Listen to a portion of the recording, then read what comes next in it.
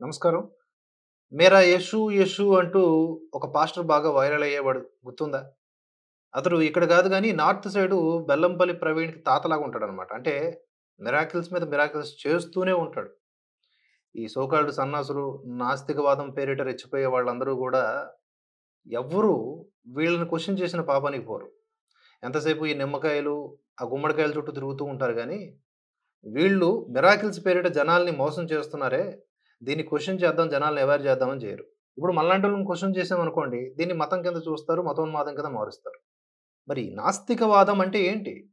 ఇలాంటి వాళ్ళ నుంచి జనాల్ని కాపాడటం. అందరిని కూడా జ్ఞానవంతుల్ని చేయటం. సరే అది పక్కన పెడితే, ఈ పాస్టర్ బజీందర్ సింగ్ వీడెంతటి దుర్మార్గుడంటే, నీచాతి నీచమైనటువంటి వాడు. వీడు ఏ ఇతర మతస్థుల్ని అన్యాయం చేయడు. క్రైస్తవుల రక్తాన్ని మాత్రం పీల్చి పిప్పి చేస్తా ఉంటాడు. ఎంతటి దుర్మార్గుడు అనేది నోటితో ఎక్స్‌ప్లెయిన్ చేయలేం. ఇటువంటి వాడిని కన్నందుకు ఆ తల్లిదండ్రులు కూడా ఎంతో ఎంతో బాధపడుతూ ఉండాలి.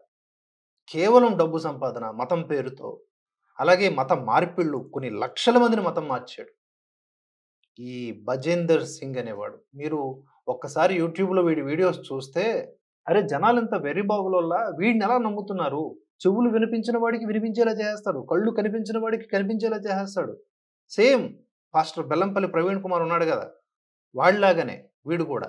ఇంతటి దుర్మార్గమైనటువంటి మనుషులు, మోసగాళ్ళు, వీళ్ళంట దైవ సంబంధీకులంట, దేవుని సువార్తను ప్రకటించేవాళ్ళంట. సేవకులెలా ఉంటారో మనకు తెలీదా? అయితే ఈ బజీందర్ సింగ్ మీద తాజాగా కొన్ని వీడియోస్ వైరల్ అవుతూ ఉన్నాయి. గతంలోనే ఇతని పైన ఒక సెక్షువల్ హెరాస్మెంట్ కేసు కూడా నమోదయింది. ఒక 22 ఏళ్ల అమ్మాయి వీడి దగ్గరికి ప్రార్థనలు చేయించుకోవడానికి వెళ్తే, వీడు అత్యాచారం చేశాడంట. అత్యాచారానికి ఒడిగట్టాడు. పంజాబ్‌లో కపుర్తలాలో కేసు కూడా నమోదైంది. దీని మీద నేషనల్ కమిషన్ ఆఫ్ వుమెన్ కూడా రియాక్ట్ అయ్యి, చాలా సీరియస్‌గా ఇన్వెస్టిగేషన్ నడుస్తోంది. నడుమ ఇప్పుడు చూస్తున్నారు కదా ఈ వీడియో. ఇది వీడి ఆఫీస్‌లోనే రికార్డ్ అయినటువంటి సీసీటీవీ ఫుటేజ్. ఒకసారి గమనించండి.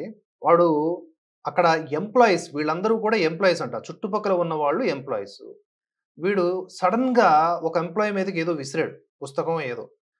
ఇంకొకడి మీదకి ఫైల్ విసిరాడు. ఎక్కడ ఎవడిని కొడుతున్నాడో తెలీదు. అందరిని కొడుతున్నాడు. మరి దశంభాగాల కలెక్షన్స్ విషయంలో ప్రాబ్లమ్ వచ్చిందో, లేకపోతే వీడి మీద కేసు ఫైల్ అయిన తర్వాత జనాలు వీడిని నమ్మడం మానేసారో, లేకపోతే ఇంకేమన్నా వీడికి ఇబ్బంది కలిగించేటటువంటి పరిస్థితులొచ్చాయో గానీ, ఆ ఫ్రస్ట్రేషన్ మొత్తం కూడా ఎంప్లాయీస్ మీద తీర్చుకుంటున్నాడు చూడండి. అక్కడికి వెళ్ళాడు. అటువైపు ఇంకొక వైపు స్త్రీలు కూర్చొనున్నారు. అలాగే ఒక చిన్నారి కూడా ఉంది. ఒక తల్లి ఒడిలో. వాళ్ళని కూడా వార్నింగ్ ఇస్తా ఉన్నాడు. ఇదంతా కూడా మనం గమనిస్తే వీడెంత సైకో చూడండి. వీడు దేవుని పేరుతో రోజు బోధనలు చేస్తా ఉంటాడు. మిరాకిల్స్ చేస్తా ఉంటాడు. వీడు చూడండి వీడికి ఫ్రస్ట్రేషన్ ఎలా ఉందో. వీడా జనాలను ఉద్ధరించేది, వీడా క్రైస్తవులను ఉద్ధరించేది. కేవలం క్రైస్తవుల సొమ్ము దోచుకునేటటువంటి ఒక రక్త పిశాచి వీడు. ఇలాంటి వాళ్ళను నమ్మితే చూడండి ఎంత దారుణంగా ఒక తల్లిని అక్కడ కొట్టాడు. ఆ! ఒడిలో చిన్నారి ఉన్నా కూడా ఏమాత్రం కాన్షియస్‌నెస్ లేకుండా వాడక్కడ అటాక్ చేశాడు. ఆ పిల్లాడికి తగులుంటే, ఆ పిల్లాడికో, పిల్లకో తగులుంటే, ఆ చిన్నారికి తగులుంటే ఎంత ప్రమాదమై ఉండేది? దాంతో ఆమె ప్రతిఘటించింది. చుట్టుపక్కల ఉన్నవాళ్ళు వారిస్తూ ఉన్నారు. అయినా వాడి ఉన్మాదం ఆగట్లే. ఆమెను తోస్తూనే ఉన్నాడు. ఇంతటి దారుణానికి ఒడిగడుతున్నాడు చూడండి వీడు. ఇప్పటిదాకా వీడి మీద ఈ సీసీటీవీ ఫుటేజీ కేంద్రంగా కేసు నమోదు కాలా. ఎందుకంటే వీళ్ళందరూ ఎంప్లాయీసు. వాడిచ్చినటువంటి జీతానికి వీళ్ళందరూ బద్దులై ఉన్నారేమో మరి. ఎంతమంది ఎంప్లాయీస్ చూడండి. హ్మ్. వీడంట ప్రబోధకుడు ఇంకేదో అంట. సూటు, బూటు వేసుకొని ప్రతి వెర్రి వెంగలప్ప ఒక పుస్తకం పట్టుకొనొచ్చేసి బైబిల్ ప్రచారం అని జెప్పి ప్రతి ఒక్కడు ఇలాగే బిహేవ్ చేస్తా ఉన్నాడు. హ్మ్. ఎక్కడో ఒకటి, అర మంచి పాస్టర్‌లు ఉండొచ్చేమో గాక. కానీ ఇలాంటి వాళ్ళే మనకు తెలుగునాట కూడా కనిపిస్తా ఉన్నారు. వీడక్కడ నార్త్‌లో ఇలాంటి వాళ్ళు బోలెడు మంది. అందులో వీడు తోపుతురుమనమాట. వీడేమంటున్నాడు అంటే, వీడి మీద టార్గెట్‌గా ఇంకొక పాస్టర్ ఇదంతా కూడా చేస్తున్నాడు. నన్ను కాంపిటీటర్‌గా ఫీలయ్యి వాడి ఆత్మల్ని నేను తీసేసుకుంటున్నాను. అందుకని చెప్పేసి వాడు కక్ష కట్టి నా మీద తప్పుడు ఆరోపణలు చేయిస్తూ కేసులు పెట్టిస్తున్నాడు అని చెప్తున్నాడు వీడు. సరే అదంతా కాదు నీ నీ ఎంప్లాయీస్‌ని ఈ విధంగానే ట్రీట్ చేస్తావా? ఇలా కొడతావా? ఆడపిల్లల్ని కొడతావా?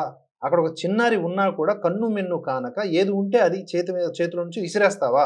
వీడికి థర్డ్ డిగ్రీ ట్రీట్మెంట్ ఇప్పించి, వీడి వ్యవహారం ఏంటి? వీడి ఫండ్స్ ఏంటి? వీడి బ్యాంక్ బ్యాలెన్స్‌లేంటి? ఎంత దోచుకుంటున్నాడు? ఎక్కడికి వెళుతుంది? ఎంతమందిని ఇప్పటిదాకా మత మార్పిడులు చేశాడు అనేది చెప్పాల్సిన అవసరం ఉంది. కానీ పంజాబ్ గదా! పంజాబ్‌లో వీడి ఆటలు సాగుతూ ఉన్నాయి. కేంద్ర ప్రభుత్వమైనా కఠినమైనటువంటి చట్టాలను తీసుకొచ్చి, వీడే కాదు క్రైస్తవ్యం పేరుతోనే కాదు, హిందుత్వం పేరుతో అయినా, ఇస్లాం పేరుతో అయినా, ఏ డాష్ గాడైనా సరే, ఏ సన్నాసైనా సరే ఇలా జనాల్ని పీల్చి పిప్పి చేసేటటువంటి వ్యవస్థల్ని ఏర్పాటు చేసుంటే, వాళ్ళ మీద ఇమ్మీడియేట్‌గా యాక్షన్ తీసుకోవాలి. దర్యాప్తులు చేయాలి. చేయట్లే. తెలుగు రాష్ట్రాల్లో ఎంతమంది హిందూ దొంగ స్వాములు, దొంగ బాబాలున్నారు, గుండు బాబాలున్నారు. ఒక్కడి గురించైనా దర్యాప్తు చేస్తున్నారా? కళ్ళు కనిపించట్లేదా? ఎందుకు కనిపించవు అంటే, అక్కడి నుంచి ప్యాకెట్స్ వెళ్తాయి వీళ్ళకి. ఎన్నాళ్ళు ప్యాకెట్స్‌కి అమ్ముడుపోతారు? క్వెషన్ చేయొచ్చు కదా! జనాల్ని బాగుపరచడం అంటే, వాళ్ళందరినీ కూడా ఇటువంటి దొంగ బాబాలు, దొంగ పాస్టర్‌ల నుంచి రక్షించడం ద్వారానే కదా సాధ్యమవుతుంది. కానీ పొలిటీషియన్స్ అలా చేయరు. గవర్నమెంట్స్ అవి చెయ్యవు. మనం ఏమన్నా ట్రై చేస్తే మనకే ఇబ్బందులు పెట్టే పరిస్థితులొస్తాయి. ఏదేమైనప్పటికీ ఇటువంటి డీఎంకే పాస్టర్‌లను ఎట్టి పరిస్థితుల్లో వదిలిపెట్టకూడదు. వీళ్ళని శాశ్వతంగా జైల్‌లో ఉంచినా తప్పులేదు.